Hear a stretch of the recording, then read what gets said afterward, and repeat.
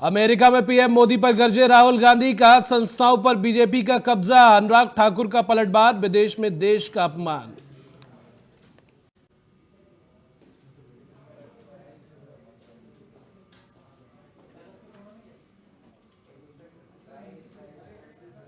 मणिपुर के लिए शाह का शांति प्लान, हिंसा की जांच के लिए बनी न्यायिक कमेटी। 10 लाख की मदद का ऐलान, कहा दंगा नहीं बर्दाश्त।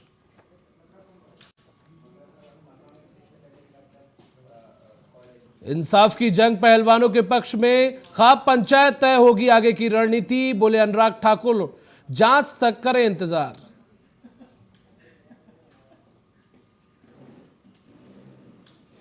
दिल्ली के साक्षी हत्याकांड में आरोपी साहिल की कोर्ट में पेशी, 3 दिन की पुलिस रिमांड। दोस्तों से पूछताछ में हाथ लगे कई अहम सुराग।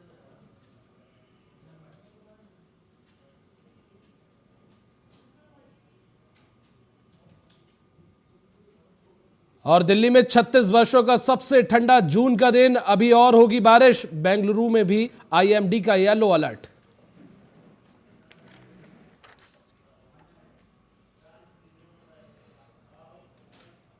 नमस्कार, टीएनपी न्यूज देख रहे हैं आप और मैं हूं आपके साथ जावेद अली। खबरों की शुरुआत करेंगे। पीएम मोदी ने नेपाल के प्रधानमंत्री पुष्पकमल दहल प्रचंड से हैदराबाद हाउस में मुलाकात की और इस दौरान कई समझौते पर हस्ताक्षर किए गए। इसके बाद प्रधानमंत्री नरेंद्र मोदी और उनके नेपाली समकक्ष ने भारत के रुपईडीहा और नेपाल के नेपालगंज में एकीकृत जांच चौकी का वर्चुअल माध्यम से उद्घाटन किया।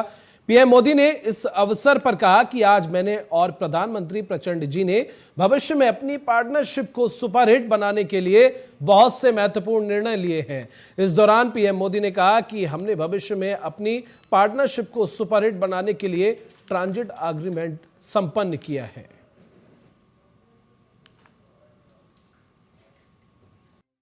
एक्सेलेंसी प्रधानमंत्री प्रचंड जी, दोनों डेलीगेशंस के सदस्य, मीडिया के हमारे साथी, नमस्कार। सबसे पहले तो मैं प्रधानमंत्री प्रचंड जी का और उनके प्रतिनिधि मंडल का भारत में हार्दिक स्वागत करता हूं। मुझे याद है 9 साल पहले 2014 में कार्यभार संभालने के 3 महीने के भीतर मैंने नेपाल की अपनी पहली यात्रा की थी। उस समय मैंने भारत नेपाल संबंधों के लिए एक हीट फॉर्मूला HIT दिया था। हाईवेज, आईवेज और ट्रांसवेज। मैंने कहा था कि भारत और नेपाल के बीच ऐसे संपर्क स्थापित करेंगे कि हमारे बॉर्डर्स, हमारे बीच बैरियर्स न बने। ट्रक्स की जगह पाइपलाइन से तेल का निर्यात होना चाहिए। साझा नदियों के ऊपर ब्रिज बनाने चाहिए। नेपाल से भारत को बिजली निर्यात करने के लिए सुविधाएं बनाई जानी चाहिए। फ्रेंड्स, आज 9 साल बाद मुझे कहते हुए खुशी है कि हमारी पार्टनरशिप वाकई में हिट है। पिछले 9 सालों में हमने अनेक क्षेत्रों में कई उपलब्धियां हासिल की हैं। बीरगंज में नेपाल की पहली ICP बनाई गई। भारत नेपाल के बीच हमारे क्षेत्र की पहली क्रॉस बॉर्डर पेट्रोलियम पाइपलाइन बनाई गई। हमारे बीच पहली ब्रॉडगेज रेल लाइन स्थापित की गई। सीमा पर नई ट्रांसमिशन लाइंस का निर्माण किया गया है। अब हम नेपाल से 450 मेगावाट से अधिक बिजली आयात कर रहे हैं। अगर हम 9 साल की उपलब्धियों का वर्णन करने लगेंगे तो पूरा दिन निकल जाएगा। फ्रेंड्स, आज मैंने और प्रधानमंत्री प्रचंड जी ने भविष्य में अपनी पार्टनरशिप को सुपर हिट बनाने के लिए बहुत से महत्वपूर्ण निर्णय लिए हैं। उधर बीजेपी ने मिशन 2024 की तैयारियां अभी से शुरू कर दी हैं। पार्टी इस बार युवाओं के जोश के साथ मैदान में उतरने की तैयारी में है, जिसकी जिम्मेदारी भाजयुमों को सौंपी गई है। नए खून और युवा जोश के सहारे बीजेपी लोकसभा की सभी 80 सीटों पर जीत दर्ज करने की कवायद में जुट गई है। रिपोर्ट में देखिए।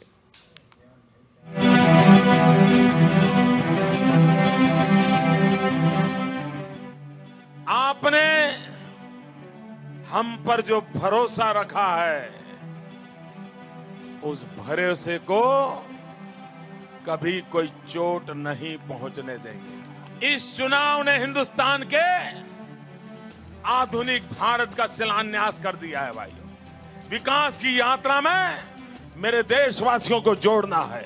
और भाइयों बहनों, दुनिया की कोई ताकत नहीं है कि 125 करोड़ के देश को रोक सके भाई। अब की बार मोदी सरकार, ये वो नारा था जिसमें देश की जनता को एक उम्मीद दिखी थी। बीजेपी ने महंगाई, रोजगार, महिला सुरक्षा और आतंकवाद जैसे गंभीर विषयों को मुद्दा बनाकर जमकर प्रचार किया। नतीजे के तौर पर जनता ने यूपीए की सरकार को बदलकर भारतीय जनता पार्टी को सत्ता की कमान सौंपने का फैसला किया, जिसके बाद मोदी देश के प्रधानमंत्री के तौर पर सत्ता पर आसीन हुए। 5 सालों बाद बीजेपी ने एक बार फिर मोदी सरकार के नारों को दोहराया। नए कलेवर में लिपटा हुआ ये नारा लोगों के दिलों में एक बार फिर अपना जादू दिखाने में कामयाब रहा।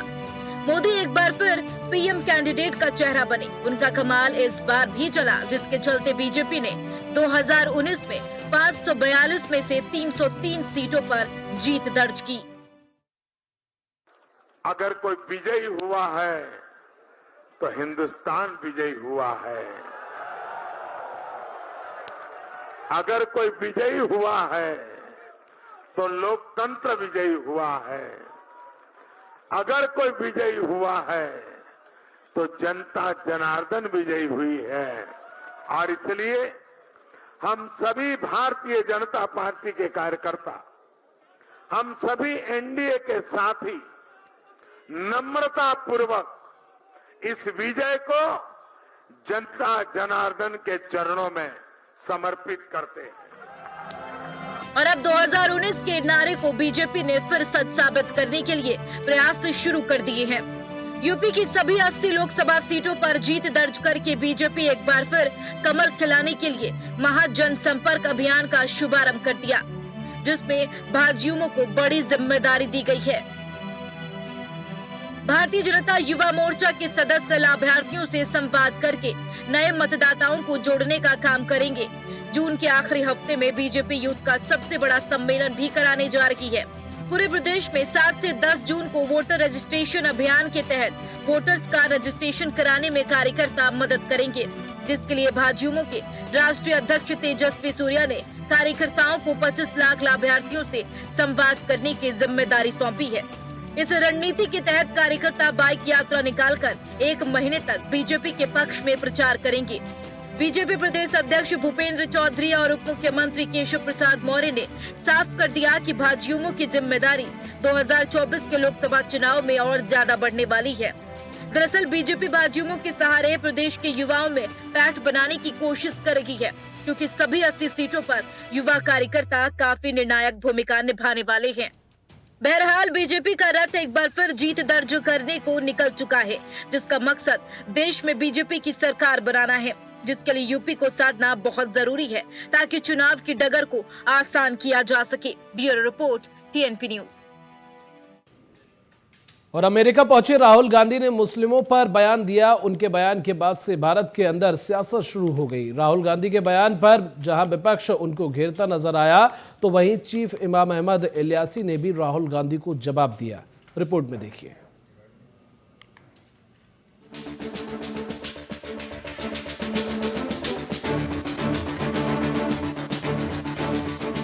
राहुल गांधी एक बार फिर अमेरिका के दौरे पर गए हुए। अमेरिका के दौरे पर जाते भारत को कोसने का काम शुरू कर दिया। दरअसल एक बार फिर राहुल गांधी भारत सरकार को घेरने के चक्कर में खुद घिरते नजर आए। ऐसा इसलिए कह रहे हैं क्योंकि कांग्रेस के नेता राहुल गांधी ने भारत मुस्लिमों की स्थिति को लेकर अमेरिका में बयान दिया। राहुल गांधी ने कहा कि अभी भारत में मुसलमानों की जो स्थिति है वो ठीक वैसी है जैसे 80 के दशक में उत्तर प्रदेश में दलितों की हुआ करती थी। राहुल गांधी ने ये भी कहा कि जिस तरह से मुसलमानों के ऊपर हमला हो रहा है, मैं ये गारंटी दे सकता हूं कि सिख, ईसाई, दलित, आदिवासी भी ऐसा ही महसूस कर रहे हैं। उन्होंने आगे कहा कि आज मुस्लिमों के साथ जो होता नजर आ रहा है वे वैसा जैसे उत्तर प्रदेश के अंदर 1980 के दशक में दलितों के साथ हुआ करता था। लेकिन खास बात ये रही कि राहुल जिस 80 के दशक का जिक्र कर रहे थे, उस दौरान उत्तर प्रदेश में लगभग 8 साल कांग्रेस की ही सरकार रही। ऐसे राहुल गांधी ने उत्तर प्रदेश का उदाहरण देकर कांग्रेस को ही हटा दिया।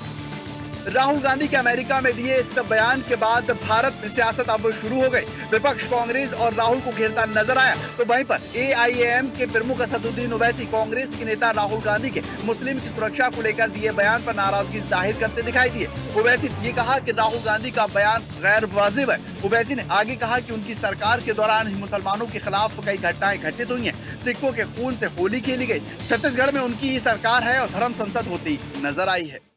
मैं शुरू से कह रहा हूं कि पॉलिटिकल सेक्युलरिज्म के जरिए से भारत के मुसलमानों को बर्बाद किया गया। पॉलिटिकल सेक्युलरिज्म की वजह से भारत के मुसलमानों का पॉलिटिकल एम्पावरमेंट नहीं हुआ।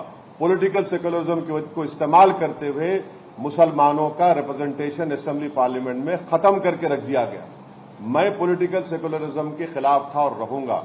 आपकी सरकार ने धर्म संसद स्पॉन्सर किया जिसमें महात्मा गांधी को गाली दी गई। वहां बताइए आप, UAPA का कानून आपने अमित शाह के साथ मिलकर जुलाई 2019 में आपने बनवाया, सपोर्ट किया कांग्रेस ने और बीजेपी ने, जिसकी वजह से आज सबसे ज्यादा जेलों में कौन है? मुसलमान, दलित और जो गवर्नमेंट के डिसेंटर्स हैं उस UAPA के कानून में है। बहरहाल राहुल गांधी के अमेरिका में मुस्लिमों पर दिए बयान से राहुल गांधी को विपक्ष ही नहीं मुस्लिम धर्म गुरु भी उनको घेरते हुए नजर आ रहा है। चीफ इमाम अहमद इलियासी ने भी राहुल गांधी के बयान पर अपनी प्रतिक्रिया दी। उन्होंने कहा कि भारत का मुसलमान किसी से नहीं डर रहा, मुसलमान न किसी से डरता न डरेगा। भारत का मुसलमान समझ चुका है कि उसका राजनीति के लिए इस्तेमाल हो रहा है। राहुल गांधी खुद डरे हुए हैं। राहुल गांधी ने अमेरिका में दिए बयान पर भारत सरकार पर भेदभाव का आरोप लगाया। उमैर अहमद इलियासी ने ये कहा कि मुसलमानों को पहले डराया जाता था, अब मुसलमान खुद को महफूज से महसूस कर रहा है। मोदी सरकार ने जिस तरह से मुसलमानों को लेकर कार्य किया, कई पार्टियां इसको बर्दाश्त नहीं कर पा रही। बहरहाल अब ये देखना होगा कि राहुल गांधी के बयान से भारत की सियासत पर क्या असर पड़ता नजर आता है और आगामी विधानसभा और लोकसभा चुनाव में ये मुद्दा कितना कारगर साबित होता है। Bureau report, TNP news.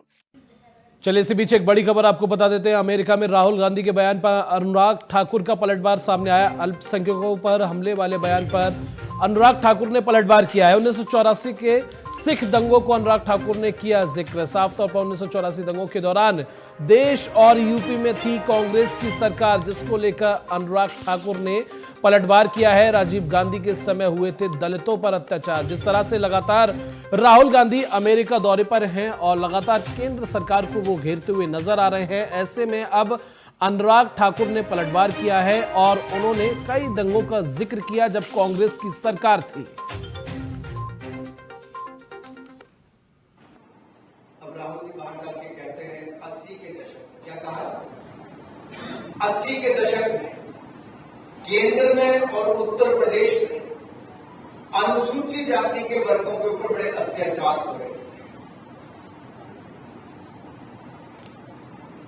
Rahul Gandhi ji शायद भूल गए 1984 में स्वर्गीय राजीव गांधी ही देश के प्रधानमंत्री थे और उत्तर प्रदेश में भी कांग्रेस की ही सरकार थी। तो क्या राजीव गांधी जी के कार्यकाल में दलितों पर अत्याचार हो रहे थे? देश को स्वयं मान लिया उन्होंने। और जो सिखों का कत्लेआम हुआ वो देश भूला नहीं है कि नरसंहार हुआ है। महिलाओं के साथ, सिख महिलाओं के साथ बलात्कार हुए, अत्याचार हुए, सिखों के केश काट दिए गए, गले काट दिए गए। और राजीव गांधी जी ने कहा कि जब कोई बड़ा पेड़ गिरता है तो धरती हिलती है।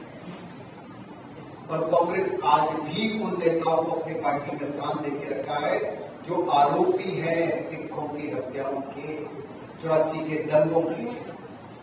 ये तो मोदी जी की सरकार ने आके सिखों को न्याय दिलाने का काम किया जब SIT का गठन किया और इन लोगों के खिलाफ कड़ी कार्रवाई करने। उधर उत्तराखंड में अब सरकारी डिग्री कॉलेजों और विश्वविद्यालय में छात्रवृत्ति का प्रावधान किया है। मुख्यमंत्री पुष्कर सिंह धामी ने कहा कि पहले हमने कक्षा 6 से इंटरमीडिएट तक छात्रवृत्ति का प्रावधान किया था, अब हमने महाविद्यालय और विश्वविद्यालय में भी छात्रवृत्ति का प्रावधान किया है। उन्होंने इससे छात्र छात्राओं को सहायता मिलेगी। कहा, साफ तौर पर सरकारी डिग्री कॉलेजों और विश्वविद्यालय के मेधावी छात्रों को प्रति माह 5,000 रुपए की छात्रवृत्ति दी जाएगी। पढ़ाई के प्रति, अपनी शिक्षा के प्रति एक जागरूक भाव रहे, उनकी उपस्थिति भी विद्यालयों में और महाविद्यालयों में अच्छी रहे, इसको उपस्थिति से भी जोड़ते हुए पहले हमने इंटरमीडिएट तक, कक्षा 6 से इंटरमीडिएट तक का छात्रवृत्ति का प्रावधान किया था और अब हमने महाविद्यालय और विश्वविद्यालय दोनों में ही छात्रवृत्ति का प्रावधान किया है। इसके किए जाने से हमारे उत्तराखंड के सुदूरवर्ती क्षेत्रों के ऐसे छात्र छात्राओं को जो सामान्य स्थितियों में, सामान्य परिस्थितियों में रहते हैं, शिक्षा अर्जन का और प्रोत्साहन मिलेगा, सहायता मिलेगी। उधर बहराइच जिले के गोढ़िया ग्राम में नवविवाहिता के जोड़े के कमरे में मृत मिलने से स्थानीय लोगों में हड़कंप मच गया। बताया जा रहा है कि कल ही दोनों की शादी हुई थी। हालांकि मौत का कारणों का अभी कुछ पता नहीं लगा है। वहीं कमरे से एक खाली कोल्ड ड्रिंक की बोतल मिली है। फिलहाल पुलिस इस पूरे मामले की तफ्तीश में जुटी है। और इसी खबर पर ज्यादा जानकारी के साथ हमारे सहयोगी अजय शर्मा हमारे साथ फोन लाइन पर जुड़ गए। अजय, आपसे जानने की कोशिश करेंगे, कल ही इन दोनों की शादी हुई थी और बंद कमरे में दोनों मृत पाए गए, क्या कुछ अपडेट? हाँ, निश्चित तौर से जावेद, ये कहीं ना कहीं ये पूरे देश के लिए एक ऐसी खबर निकल कर आई है, क्योंकि कल ही अब उसकी शादी होती है और देर रात जो कह सकते हैं जो सांस्कृतिक कार्यक्रम होते हैं, सुहागरात जैसी जो उसके साथ होने की संभावना बताई जा रही है कि सुहागरात के दिन ये घटना हो गई है। और जब सुबह उसके परिवार के वो दरवाजा खुला तो दोनों पति पत्नी मृत अवस्था में मिले हैं। तो कहीं ना कहीं बहुत बड़ी खबर और बहुत हृदय विदारक खबर। अजय, प्रशासनिक अधिकारियों की तरफ से क्या कुछ कहना है इस पूरे मामले को लेकर? अभी प्रशासनिक अफसर जांच कर रहे हैं, क्योंकि घर में वहां पर एक कोल्ड ड्रिंक बोतल मिली हुई है। अब तमाम बिंदुओं पर जांच कर रहे हैं कि कहीं ऐसा तो नहीं कि कोई गलत संबंध के कारण हो या किसी ने जहर दिया हो। तमाम बिंदुओं पर जांच चल रही है। अभी प्रथम दृष्टया कुछ कहना अभी संयुक्त होगी, लेकिन क्योंकि जिस तरीके की घटनाक्रम सिनेरियो जो वहां का निकल के आया, हो सकता है किसी ने उसमें कोल्ड ड्रिंक्स मिला दिया हो अब या कौन से पुराने संबंध, अभी तमाम बिंदुओं में कोई जांच करे, जो भी तथ्य निकल कर आएंगे वो सार्वजनिक किया जाए। लेकिन कहीं न कहीं इस तरीके की 24 घंटे के अंदर ही शादी के बाद इस तरीके का नजारा सिनेरियो निकल कर आया, तो ये कहीं न कहीं एक बहुत बड़ा प्रश्न चिन्ह खड़ा कर रहा है बहराइच पे। जी, चूंकि अजय कमरे से कोल्ड ड्रिंक की खाली बोतल भी बरामद की गई है, ऐसे में परिजनों का क्या कुछ कहना है इस पर? अभी परिजन भी कुछ बताने को तैयार नहीं है, और चूंकि अभी दोनों रिकवरी है और परिवार वाले पोस्टमार्टम भी नहीं कराना चाह रहे थे, तो पुलिस ने तमाम जब्ती करके आसपास के उसकी रिकवरी का पंचायतनामा भरा है, पोस्टमार्टम कराया जा रहा है। अब उसके बाद जो सिनेरियो निकल के आएगा, चूंकि परिवार के लोग स्वतः। बिल्कुल अजय, आगे भी आपसे इस पर अपडेट लेंगे। फिलहाल बहुत शुक्रिया इस तमाम जानकारी के लिए। उधर मुख्यमंत्री एकनाथ शिंदे और बीजेपी विधायक गणेश नाइक के बीच मतभेद कई सालों से थे, लेकिन उन्होंने प्रेस कॉन्फ्रेंस के दौरान मुख्यमंत्री एकनाथ शिंदे को लेकर सकारात्मक जवाब दिए। उन्होंने कहा कि ठाणे जिले में कई वर्षों तक हम दोनों ने एक साथ काम किया था। वहीं इसके साथ ही उन्होंने कहा कि मैं एकनाथ शिंदे का उद्देश्य जानता हूं, इसीलिए आपस में यह बॉन्डिंग पहले से है और हम दोनों के बीच कोई मतभेद नहीं है।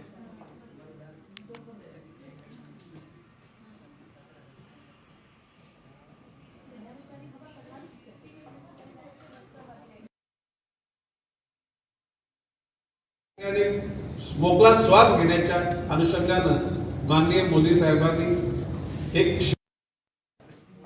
चलिए, इसी बीच एक बड़ी खबर आपको बता दें, फर्जी कॉलेजों के खिलाफ योगी सरकार का कड़ा एक्शन। समाज कल्याण विभाग ने 58 कॉलेजों को ब्लैकलिस्ट किया है। सीएम योगी के आदेश के बाद फर्जी कॉलेजों पर हुई कार्रवाई, तो कहीं ना कहीं फर्जी कॉलेजों पर योगी सरकार का हंटर चला है। 58 फर्जी आईटीआई कॉलेज छात्रवृत्ति घोटाले में पाए गए थे लिप्त। छात्रवृत्ति के नाम पर पैसा हड़पने वाले कॉलेज ब्लैकलिस्ट हुए हैं। मथुरा में पहले से दर्ज हैं 71 प्राइवेट कॉलेजों के खिलाफ मुकदमा। तो साफ तौर पर ये सभी वही कॉलेज हैं, वही विद्यालय हैं जो मान्यता प्राप्त नहीं है।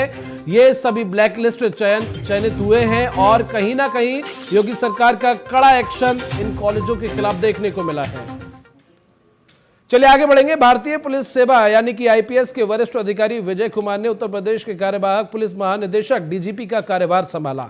एक वरिष्ठ अधिकारी ने यह जानकारी देते हुए बताया कि डीजीपी आरके विश्वकर्मा के सेवानिवृत्त होने के साथ ही मुख्यमंत्री योगी आदित्यनाथ ने कार्यवाहक डीजीपी का अतिरिक्त प्रभार साल 1988 बैच के आईपीएस अधिकारी विजय कुमार को सौंपा है।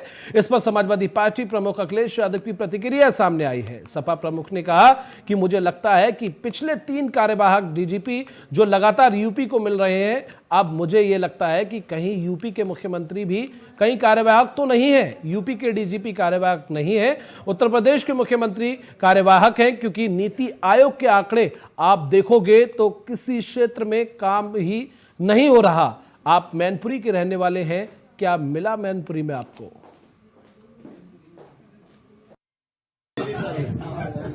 देखिए, ये जो कार्यवाहक वाला सवाल आपने पूछा है, अगर नीति आयोग के सही आंकड़े आप निकालोगे कि उत्तर प्रदेश शिक्षा के क्षेत्र में, उत्तर प्रदेश भ्रष्टाचार के मामलों में, उत्तर प्रदेश स्वास्थ्य के मामलों में, उत्तर प्रदेश इंफ्रास्ट्रक्चर के मामले में, उत्तर प्रदेश महंगाई के मामले में कहां खड़ा है, मुझे तो ये लगता है कि पिछले 3 कार्यवाहक डीजीपी जो लगातार उत्तर प्रदेश को मिले हैं, मुझे तो ये महसूस हो रहा है कहीं उत्तर प्रदेश के मुख्यमंत्री भी कार्यवाहक तो नहीं है। और चलिए इसी बीच यूपी के मथुरा से बड़ी खबर आपको बता दें, जहां पर तालाब में डूबने से 3 सगे भाइयों की मौत हो गई। नहर में नहाने गए थे ये तीनों सगे भाई, नहाते समय पैर फिसलने से गहरे पानी में डूबे तीनों भाई। मौके पर पहुंची पुलिस ने गोताखोरों की मदद से इनके शव निकाले हैं। मथुरा के मोगर्रा गांव की ये पूरी घटना बताई जा रही है, जहां पर तीनों सगे भाई पानी में डूब गए। और इसी खबर पर ज्यादा जानकारी के साथ हमारे सहयोगी विनोद फोन लाइन पर हमारे साथ जुड़ गए। विनोद, क्या था पूरा मामला, विस्तार से बताइए। जावेद, बिल्कुल बताना चाहूंगा, ये थाना मगुरा क्षेत्र का मामला है। पूरा तीनों भाई यानी रोजाना की तरह ये नहाने जाते थे पोखर में, तो उसी दौरान क्योंकि 2 भाई जो है बगल में जो पेड़ खड़ा था, पेड़ से छलांग लगाए थे, और तीसरा भाई वैसे ही पैर फिसलने से, यानी तीनों सगे भाइयों के उसमें गहरे पानी में चले जाने से तीनों की मौत हो गई। हालांकि गोताखोरों द्वारा पुलिस की मदद से तीनों के शव निकाल लिए गए हैं, लेकिन इस पूरी घटना से पूरे क्षेत्र में कोहराम मचा हुआ है, क्योंकि बड़ी दर्दनाक घटना है कि एक ही परिवार के, एक ही पिता के 3 बेटों की दर्दनाक मौत पानी में डूबने से हो जाती है। जावेद, पुलिस के आला अधिकारियों का क्या कुछ कहना है इस पूरे मामले पर? देखिए, बिल्कुल आला अधिकारियों ने तत्काल घटना को लेकर संज्ञान लिया है, और जो जिस तरह से घटना हुई है, यानी उस तालाब में कितनी लापरवाही थी। हालांकि तालाब जो है, ग्रामीण क्षेत्रों में तालाब बने होते हैं, उसी तरह के तालाब से किसी तरह का ऐसा सरोवर नहीं था कि यहाँ उसमें जो कि तालाब की सीढ़ियां बनाई जाएं या इत्यादि बनाई जाए, लेकिन गांव के जो लोकल तालाब होते हैं उसी तरह का तालाब था। फिलहाल प्रशासनिक अधिकारियों का कहना यही है, पहले तो जो तीनों सब है वो बाहर निकाले, उनके जल्द से जल्द पोस्टमार्टम कराया जा रहा है, क्योंकि परिवार को किसी भी तरह की परेशानियों का सामना न करना पड़े। स्वयं बिल्कुल दुखद खबर है, चूंकि आपने बताया परिजनों के बीच भी मातम पसरा हुआ है। बहुत शुक्रिया इस तमाम जानकारी के लिए। तो मथुरा से ये जानकारी मिल रही थी साफ तौर पर, जहां पर हमारे सहयोगी ने भी विस्तार पूर्वक ये जानकारी दी और बताया कि साफ तौर पर ये तीनों भाई पानी में नहाने गए थे, तालाब में नहाने गए थे, जहां पर पानी में डूबने से इन तीनों सगे भाइयों की मौत हो गई।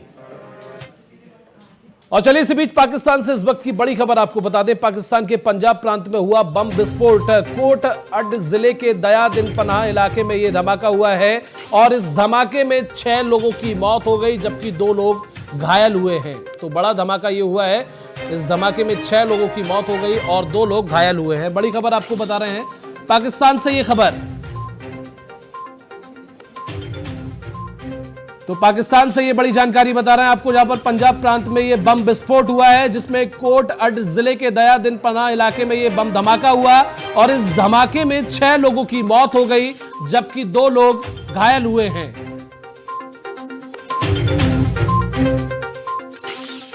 पाकिस्तान से ये जानकारी फिलहाल आप तक पहुंचा रहे हैं टीएनपी न्यूज के द्वारा, जहां पर बम धमाके में 6 लोगों की मौत हो गई।